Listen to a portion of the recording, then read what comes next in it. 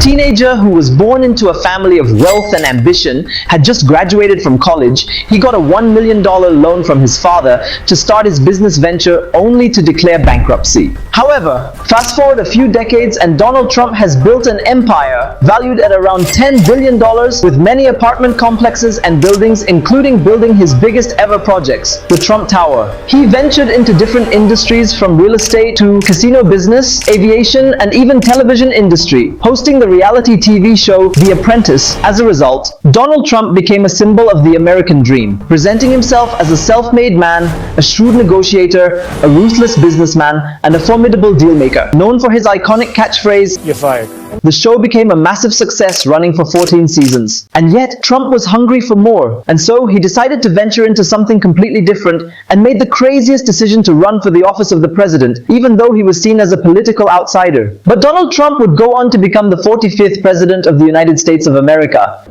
I, Donald John Trump, do solemnly swear that I will faithfully execute the office of President of the United States. So help me God. However, this is certainly not a straightforward success story. Donald Trump's life is wrapped in controversy, failure, and countless bankruptcy. We'll not only look at Donald Trump's business success, but also his unbelievable political success, and see how he was able to defeat the Republican leaders touted as the best in a generation. But most importantly, how he was able to defeat someone who was a seasoned politician with decades of experience in government and win the 2016 presidential election.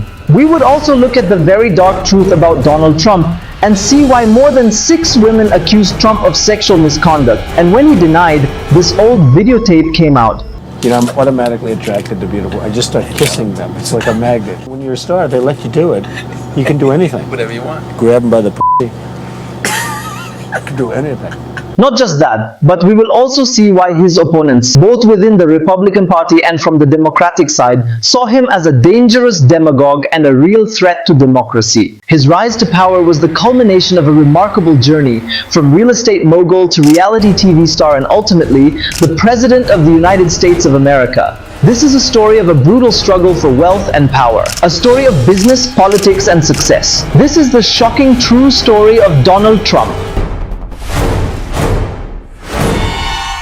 In 1946, a pregnant woman found herself at Jamaica Hospital in Queens, New York, where within a few hours, she gave birth to a baby boy, destined for an extraordinary future. This wasn't just any child, because he would grow up to become the 45th President of the United States, known as President Donald J. Trump. Donald was born into a family of wealth and ambition. He was the 4th son of Fred Trump, a real estate developer from the Bronx. Fred's journey into real estate began when he was just 20, taking advantage of new deals signed by President Roosevelt. Over the years, Fred became a multimillionaire, thanks to government deals and loans. Despite criticisms that he funneled money to his children, including Donald, Fred's strategic moves laid the foundation for their future success. At the age of 13, Donald enrolled in the prestigious New York Military Academy, where he developed discipline and leadership skills. After graduating from the Wharton School of the University of Pennsylvania, he joined his father's business, the Trump Organization. In 1972, Donald partnered with his father to secure an $8 million loan for Prospect Tower,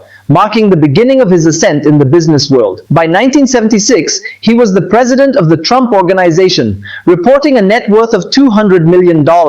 However, controversy surrounded Trump's claims as he continually took loans from his father to fund ambitious projects. His journey included transforming the Commodore Hotel into the Grand Hyatt, building Trump Tower, and acquiring the Plaza Hotel for $400 million in 1988. Not content with his real estate success, Trump ventured into aviation, spending over $350 million on Eastern Airlines, which would later be rebranded as Trump Shuttle. He also entered the Atlantic City casino market, constructing extravagant casinos, including the Taj Mahal. Despite setbacks like multiple bankruptcies and legal disputes, Trump became a symbol of the American dream, presenting himself as a self-made man and shrewd negotiator. Though by this time, Trump had gained a lot of popularity and recognition. But that's not enough. He wanted to make his name become a household name. So, in 2004, he ventured into television, hosting The Apprentice, a reality TV show where ambitious entrepreneurs compete against each other in weekly business challenges to win a coveted job as Trump's apprentice. The show's fast-paced drama, cutthroat competition,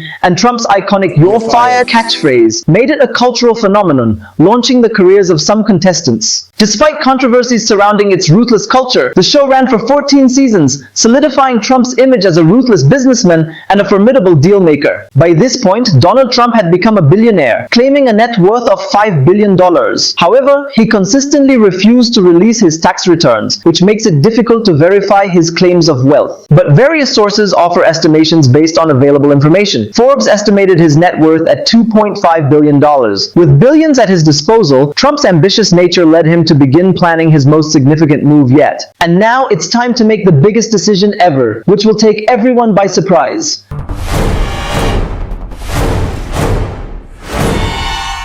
In the early months of 2015, Donald Trump, a flamboyant billionaire and reality TV star, began to toy with a seemingly crazy idea: running for president of the United States. He was an outsider from a political point of view, but he wanted to challenge himself. Perhaps he harbored long-held ambitions for political office, seeing the presidency as the ultimate challenge, so he decided to give it a go. His message was simple and direct. America was in decline, and he, the self-proclaimed successful businessman, was the only one who could fix it. He promised to make America great again, and turned that into a slogan that resonated with voters who felt disillusioned with the political establishment and frustrated by the country's economic woes. While Trump's message struck a chord with disenchanted voters, it was the unconventional nature of his campaign that truly set him apart. Trump's campaign was unlike anything seen before. He ignored traditional campaign tactics, relying instead on social media and reality TV-style rallies to connect with voters. His speeches were often off the cuff and unscripted, filled with insults, exaggerations, and inflammatory rhetoric. But he was about to face his first ever challenge, the first Republican debate. He was facing off against a group of candidates, the Republican leaders who are touted as the best in a generation. All of the candidates didn't see Donald Trump as a serious competitor at the beginning because he was an outsider. They all saw him as just the guy from show business. But all that is about to be changed. It began with Megyn Kelly. Called women you don't like fat pigs, dogs, slobs, and disgusting animals. Your Twitter account... Only Rosie O'Donnell. No, it wasn't. For the record, it was well beyond Rosie O'Donnell. Yes, I'm sure it was. Your Twitter account has several disparaging comments about women's looks. Trump accused Megyn for asking him tough questions in the debate which he thought were unfair, since he was the only one to be asked that kind of questions, and he couldn't go without a fight. So he fought back on Twitter. I think Megyn behaved very badly, personally. The question about women, you didn't like that? No, I thought it was an unfair question. He continued to attack people, which made the establishment fear him a lot, especially because he wasn't one of them, but most importantly because he didn't play by their rules. As a result, the establishment decided to do everything they could to stop him. All his fellow contestants from the Republican Party began to attack him in any way possible. But Trump seemed unstoppable, and he decided to fight back with the counterattack. This made the establishment see him as so anti-establishment, and so they were going to do anything that they could to take him down. Perhaps they believed that if he gained more traction, he could pose a real threat to the country. But Trump hit back on the debate stage. He began to throw them away one by one and destroy their records with a ruthless political performance because he knew that he had nothing to lose and he owed nothing to the Republican Party. In fact, he was standing there for Trump, not as a member of the Republican Party trying to get the nomination. And it changes everything for Trump because this is something that has never been seen before. And at the end, his competitors began to fall off one after the other.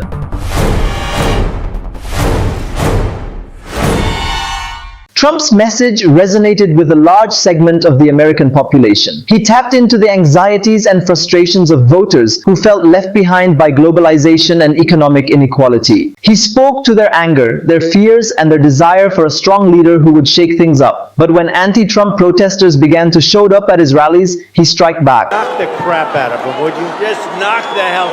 I promise you, I will pay for the legal fee. Trump didn't just turn on protesters, he also moved on the media. Now, if you like the media, give them a big hand. And if you don't, give them a big boo. Though his message resonated with a substantial segment of the American population, his unconventional approach not only appealed to supporters but also sparked confrontations, such as the notable incident with NBC's Katie Tur. Trump attacked NBC's Katie Tur after one of her reports when she appeared in his rallies. She was surrounded by his supporters, and he pointed at her and said, Absolute dishonest, absolute scum. Remember that. Scum.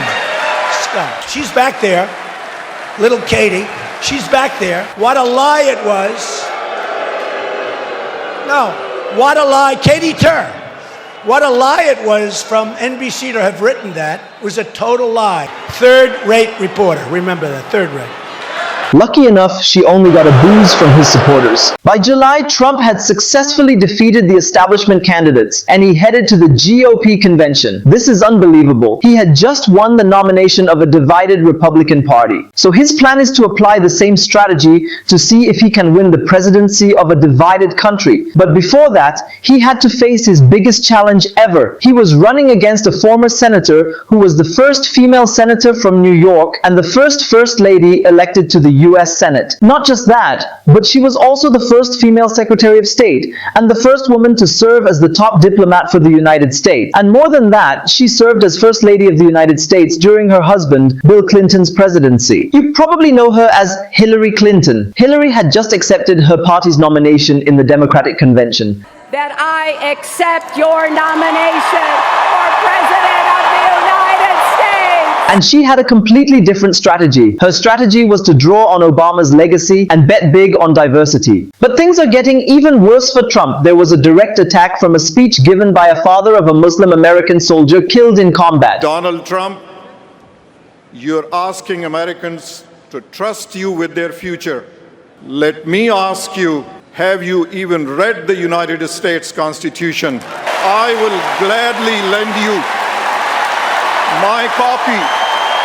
Instead of ignoring him, Trump did the complete opposite. He seized the opportunity to go on the attack. He saw it as a personal attack, and he couldn't help himself but to go on the counterattack. That's just the nature of Donald Trump. He can't go without a fight. So he moved on the Gold Star family. If you look at his wife, she was standing there. She had nothing to say. Maybe she wasn't allowed to have anything to say. You tell me, but plenty of people have written that. And it did a lot of damage to his campaign. As a result, his poll numbers began to collapse. And it gets even worse when the Republican leaders distanced themselves from Trump. But one thing was clear about Donald Trump. He would continue to stay true to himself, and he would always be Donald Trump. With barely 80 days before the election, Trump knew he needed to take action. If he didn't, his campaign would suffer greatly. So he made a major change by bringing in Steve Bannon, the chairman of the right-wing website Breitbart. He was brought in because he has superior knowledge of alternative media. Not just that, but he was seen as a revolutionary guy who can think outside the box. After bringing Bannon as his campaign chief executive, he brings yet another unconventional pick to join his team, a pollster, Kellyanne Conway, as his campaign manager. Trump and his team are now facing a formidable challenge, the first presidential debate with Hillary Clinton.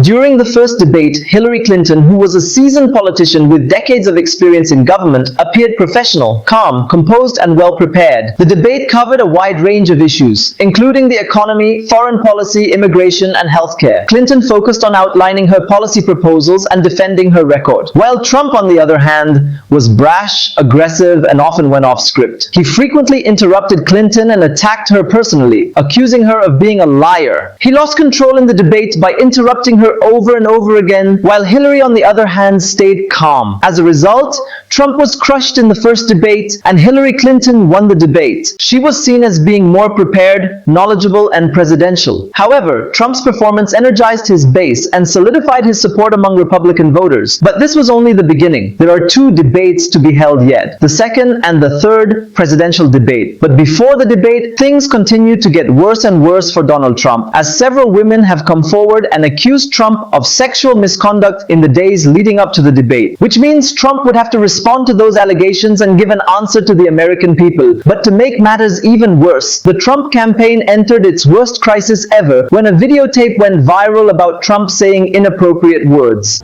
You know, I'm automatically attracted to beautiful. I just start kissing them. It's like a magnet. When you're a star, they let you do it. You can do anything. Whatever you want. Grab them by the p***. You can do anything. which means Trump would have to respond to those allegations and give an answer to the American people. But he later came out on Facebook and apologized for his mistakes. I've said and done things I regret, and the words released today on this more than a decade-old video are one of them. However, the apology just backfired even further, but Trump somehow manages to survive the controversy. And he continued to strike back against Hillary Clinton. The second debate was held on October 9th in a town hall format. This time, voters are allowed to directly question the candidates. This format was seen as an opportunity for Trump to connect with voters on a more personal level. Trump consistently denied allegations of sexual misconduct and attacked his accusers. Clinton used the town hall format to discuss her policy proposals in detail, particularly on issues such as healthcare and education, while Trump continued his attacks on Clinton's age and health, questioning her stamina to be president. While most analysts viewed Clinton as the better debater in terms of substance and policy knowledge, Trump's performance was seen as a significant improvement over the first debate. He appeared more focused and disciplined, and he effectively used the town hall format to connect with voters. The third and final debate, held on October 19th, focused on a range of foreign policy issues. Both candidates were given ample time to discuss their views on topics such as the fight against ISIS, relations with Russia, and the Syrian civil war. Trump sparked controversy in this debate by praising Russian President Vladimir Putin. This raises the question of whether Russia had interfered in the 2016 election. But Clinton criticized Trump's temperament and fitness to be president, citing his praise for Putin and his use of inflammatory rhetoric, while Trump continued to attack Clinton's honesty and trustworthiness, accusing her of being a liar and a crook. However, the third debate was seen as a more substantive and focused discussion than the previous two debates. Both candidates presented their views on key foreign policy issues in detail. But the debate was still marred by personal attacks and interruptions. Trump's campaign was also aided by a number of factors, including a divided and fractured Republican field and the rise of social media, which allowed him to bypass the traditional media gatekeepers and directly connect with voters.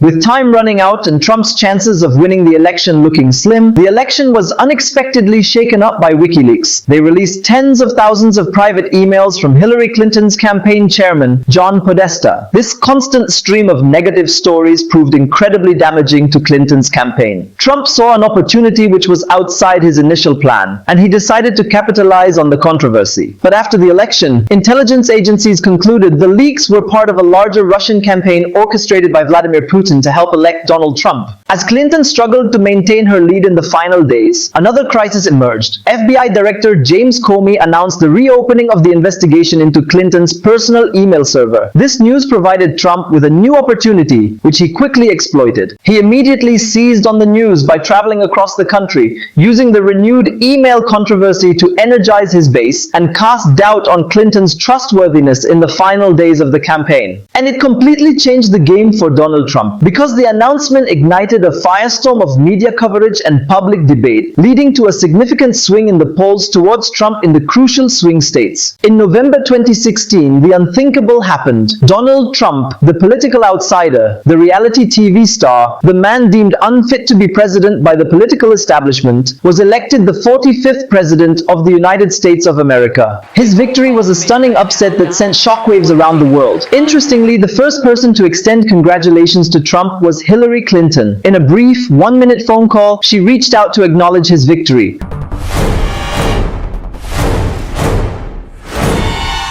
Donald Trump is a man of contradictions, a figure who embodies both hope and despair, success and failure. He is a product of his time, a reflection of the deep-seated divisions that plague American society. While his rivals view him as a demagogue, a threat to democracy, a man who has eroded institutions, undermined norms, and sowed discord, they criticize his policies, his rhetoric, and his behavior, seeing him as a danger to the very fabric of American society. But his supporters saw something different. They saw him as a savior, a champion of the working class, a bold leader who is not afraid to challenge the establishment. They admire his business acumen, his ability to connect with voters, and his willingness to speak his mind. However, his impact and influence on the country is impossible to ignore.